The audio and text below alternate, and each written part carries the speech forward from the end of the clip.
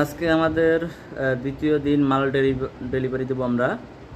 কারণ আমি নিজেও জানি না যে কোন কোন জায়গায় মাল ডেলিভারি দেবে। আমি যে আমার আর একজন সহযোগী আছে তার কাছে জানি না নেই যে কোথায় আজকে আজকে কোথায় কোথায় মাল দিবে মতো।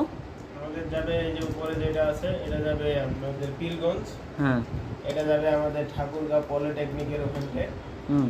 আর নিচেরটা এটা যাবে আমাদের ঠাকুরগাঁও পুলিশ লাইন, যা বাস স্ট্যান্ডের ওই পাশে। এক বড় ভাই আমাদের কোনটায় কয় কেজি আছে? এটাতে আছে 2 কেজি। আমাদের পুলিশ লাইন্স আমাদের এক বড় ভাই নেবে। কয় কয় কেজি? 2 কেজি। 2 কেজি আছে, হ্যাঁ। হ্যাঁ।